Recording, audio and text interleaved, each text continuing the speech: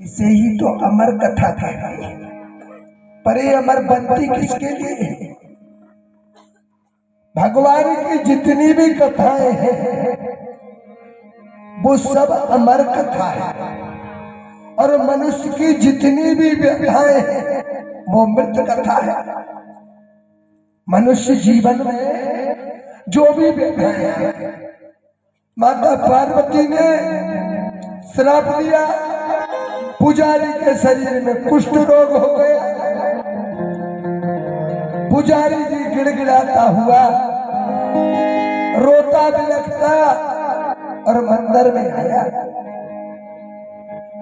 भगवान शंकर तो चले गए, पर भगवान शंकर अपनी मूर्ति छोड़ गए।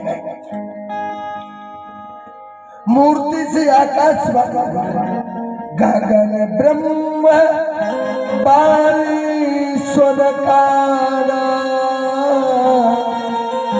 आकाशवाणी हुई और आकाशवाणी से क्या सुनाई पड़ा कि हे ब्राह्मण देवता, तुम 16 सोमवार का व्रत करो, तुम्हारा सारा रोग ठीक हो जाएगा। बोलो शंकर भगवान की जय। और नर्मदा स्नान करो। नर्मदा के किनारे रहने वाले लोग नर्मदा स्नान करने कम जाते हैं, महाराज जी तो दर्शन करने ज्यादा जाते हैं। दरस परस मज्जन अरुपाना हरहि पाप कहे वेद। दर्शन करना, फिर स्पर्श करना, फिर आगमन करना, मज्जन करना। कितने हो गए? 3। दर्शन, स्पर्श और जलपान। केवट ने कभी गंगा में स्नान नहीं किया था, नहीं, रोज गंगा के इस पार उस पार नाव को ले जाता था। ये कब स्नान किए थे? जब भगवान राम पहुंचे। जब भगवान राम पहुंचे, केवट ने मना कर दिया कि मैं तुम्हारे उतारने के लिए नौका नहीं लाऊंगा। क्यों नहीं लाऊंगा? कि तुम्हारी चरण रज के स्पर्श होते ही एक शिला नारी बन गई। जब एक पत्थर की शिला नारी बन गई तो मेरी काष्ठ की नाव भी हो सकता है नारी बन जाए। इसलिए जब मैं चरण धोऊंगा तब कहीं तुमको नौका में बैठने का आदेश देगा। केवट राम रजाय सुपावा, केवट राम रजाय सुपावा, केवट राम रजाय सुपावा, केवट राम रजाय सुपावा, केवट राम रजाय सुपावा, केवट राम रजाय सुपावा। पानी का छोटा भर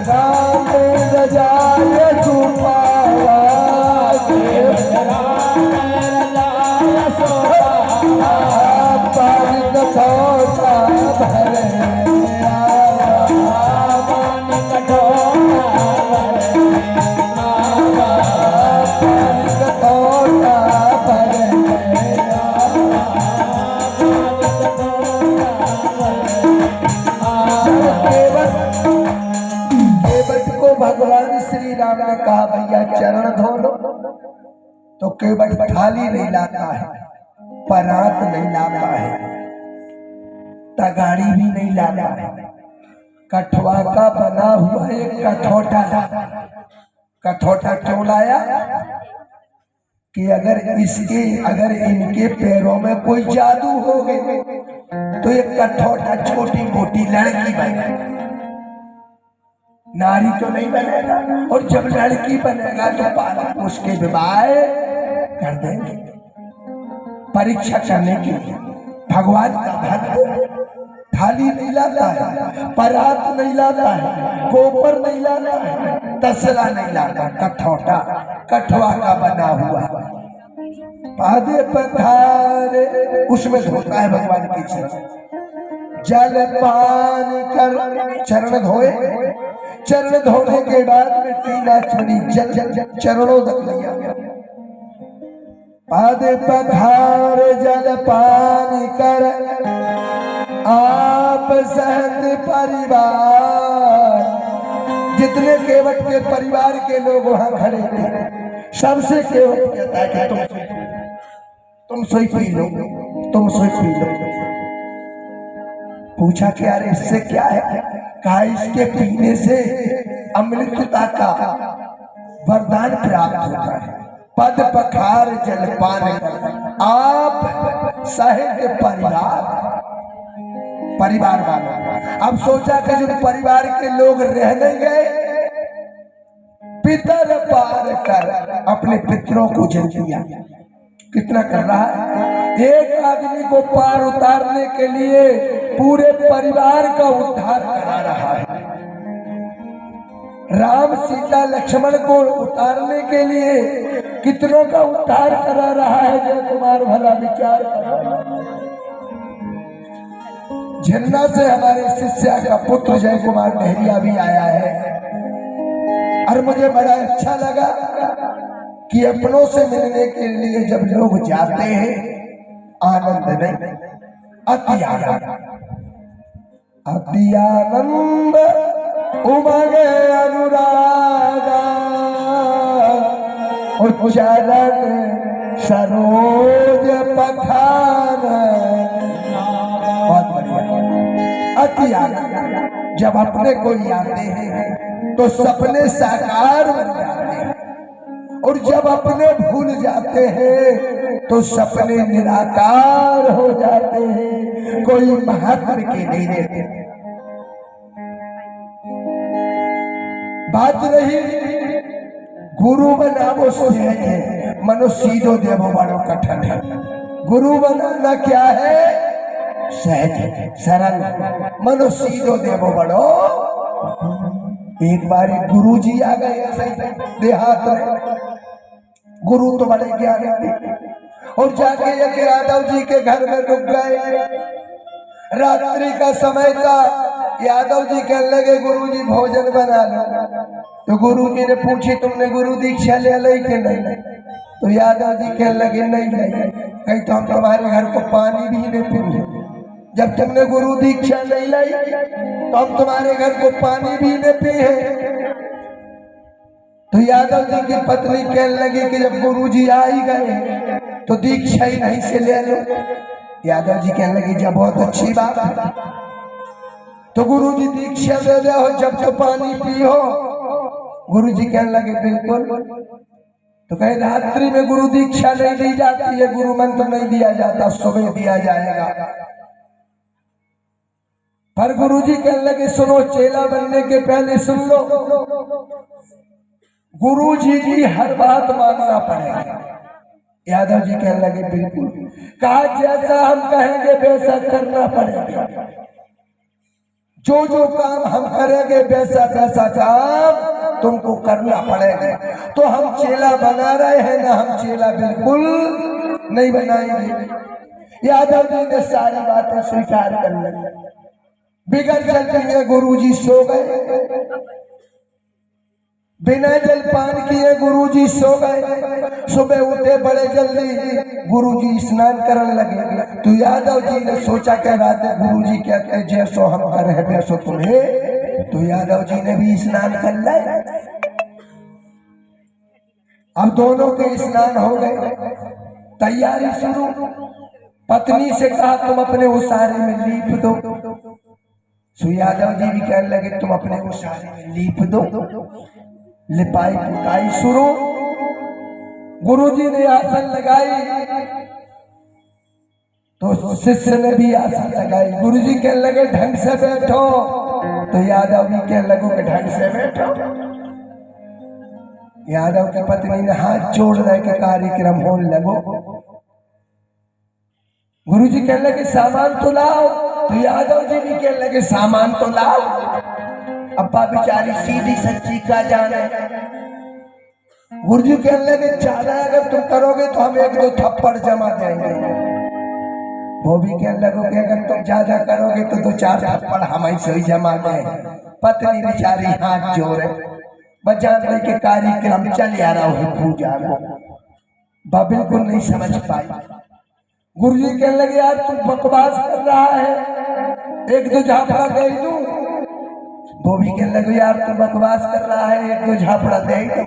गुरुजी की आई गुस्सा, गुरुजी ने 2 ठे चिपकाई दे। उन्हें भी वो भी खाओ पियो घराने को लड़का तो उन्हें भी गुरुजी के ऊपर दाए 2-4 थापड़। आप तो पत्नी बिल्कुल भाव विभोर हो गई। अब जब 2-4 झापड़ गुरुजी के यादव जी ने दाए, 2-4 गुरुजी ने यादव जी के दाए। गुरुजी के आ गई गुस्सा, तो गुरुजी यादव से झुमट गए, तो यादव जी भी अच्छे मस्त से बेटे झपट गए। अब 2 की झुमटा झुमटी होने लगी, एक पटके एक दूसरों पटके लिपे से बाहर हो गए। पत्नी क्या लगी महाराज जी ऐसी बता देते तो हम पूरी वो सारे लीप देते। लिपाई लिपे में ना हो दादा, लिपे से बाहर बिल्कुल न जाओ, लिपे से बाहर जाओ पूजा बिगड़ जाए। अगर तुम बता देते तो हम पूरी वो सारी की लिपाई कर देते। अब गुरुजी को पड़ गई बड़ी झटापटी की। महामुश्किलों में गुरुजी यादव जी से छूट गए और जाके गांव के बाहर स्कूल के पास बैठ गए। गांव के बाहर स्कूल के पास यादव जी कहने लगे चवैया हर गुरु कक्षा नहीं देवे, इतनो घनघोरी धूत है, इतनी घनघोर लड़ाई होते जब गुरु मंत्र मिल पाओ। मनो अब तुम ऐसा करो, हमें तो गुरु मंत्र मिल गया, तुम जो सुपा में सीधो ले जाओ और गुरु जी के दिया। अब हमने तो गुरु दीक्षा ले ही गुरु मंत्र होगा, मनो तुम जो सूपा में सामान रखो। यादव जी की पत्नी ने सूपा में रखो दाल चावल घी शक्कर नमक मिर्ची पापड़ सब सामान रखो। अब गुरुजी तो उठे गुस्सियाने बैठे थे, कहे राते से खाओ पियो ने, तो राते से भोजन जलपान नहीं हुआ था। उतनी देर तो तेंदू को एक छोटा सा डंडा, छोटा सा सो जैसे ही यादव जी की पत्नी ने सीधो दाओ और पांव परे सो गुरुजी ने उठाओ डंडा और फटाफट 3 हाथ दाए। सुचिए क्या लगी दौड़ के घरे आई, क्या लगी सुनो तो गुरु बनावो से मनो सीधो देवो बड़ो कठिन है। तुम्हें तो सूजन फूलन नहीं आई, हमारी पीठ देखो के आशीर्वाद कैसो में लाल पड़ गई एकदम चटा। ऐसे जब से जब कहावत बन गई कि गुरु बनावो से मनो सीधो देवो कठिन। इसलिए अत्यानंद उमगे अनुरागा चरण सरोज पखान। बड़े जब अपने के बीच में अपने का सम्मान होता है, समाज के बीच में जब राम कृष्ण की पूजा होती है, पुराण पुरुषोत्तम भगवान की कथा होती है, पुराणों की कथा होती है, समाज में सुधार आता है, अपने हिंदू धर्म में प्रखरता आती है। और हिंदू धर्म हिंदी अगर है तो मस्तक पर बिंदी होना भी, अगर हिंदी है तो मस्तक पर लाल कलर की बिंदी, और हिंदी नहीं है तो बिंदी भी कोई मतलब की। ध्यान देना प्यारे बंधुओं, आज केवट ने अपने परिवार का उद्धार किया, अपने पितरों का उद्धार किया और भगवान श्री राम को गंगा से पार किया। आज केवट ने स्नान किए। कहने का मतलब दरस परस माजन रूपा,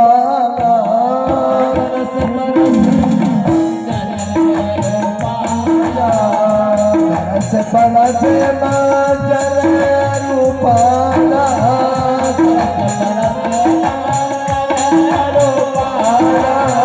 दरस परस माजन पाना,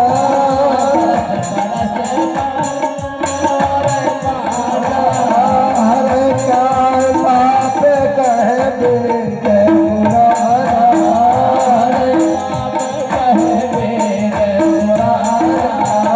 हर बाप कहे बेटे पुराना,